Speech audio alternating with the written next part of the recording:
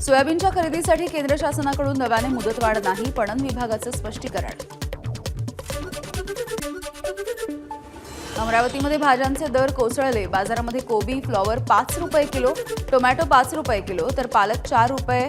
इतरही भाज्या मातीमोल भावात शेतकऱ्यांकडून नाराजी।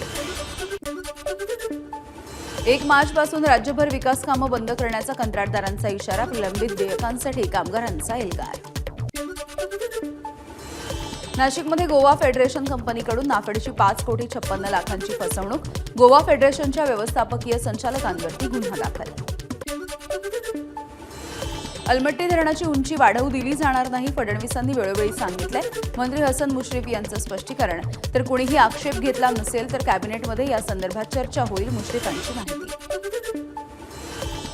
सांगली आणि कोल्हापूर क्षेत्रामध्ये होणाऱ्या नुकसानामुळे अलमट्टीची उंची वाढवण्यासाठी विरोध। त्या भागामध्ये राहणाऱ्या शेतकऱ्यांवरती संकट येणार असेल तर विरोध करू, मंत्री विखे पाटील यांची प्रतिक्रिया।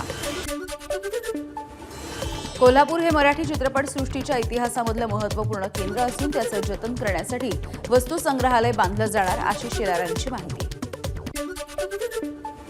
बुलढाण्यामधील लोणार सरोवराची माहिती जास्तीत जास्त लोकांपर्यंत पोहोचवण्यासाठी लोणार पर्यटन महोत्सव सुरू केला जाणार, पर्यटन मंत्री शंभूराज देसाईंची माहिती।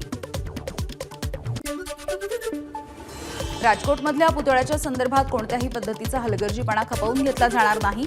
मालवणचा पुतळा उभारत असताना कुठल्याही त्रुटी राहणार नाहीत याची दक्षता घ्या, मंत्री नितेश राणे यांच्या सूचना।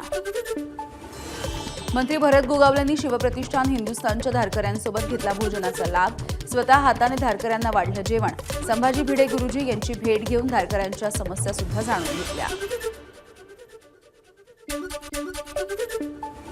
संभाजी भिडे यांच्या धारातीर्थ यात्रेची आज किल्ले रायगडावरती सांगता होणार। यावेळेला भिडे गुरुजी लाखो धारकऱ्यांना संबोधित करतील। बारामतीमध्ये श्रीनाथ म्हसोबा जोगेश्वरीची यात्रा सुरू। श्रीनाथ म्हसोबा आणि माता जोगेश्वरींचा विवाह सोहळ्याच्या निमित्तानं ही यात्रा 13 दिवस यात्रा उत्सव सुरू राहील। जळगावच्या यावल तालुक्यामध्ये भक्तांच्या नवसाला पावणारा म्हणून ख्याती असलेल्या मुंजोबाचा यात्रा महोत्सव सुरू। राज्यभरामधल्या भाविकांची मोठी गर्दी।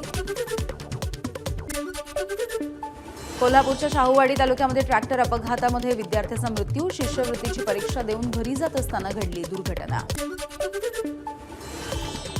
नाशिकमध्ये सिटी लिंक बस चालकाच्या हलगर्जीपणामुळे प्रवाशांना गंभीर दुखापत। बस खड्ड्यामध्ये आदळल्यामुळे अपघात।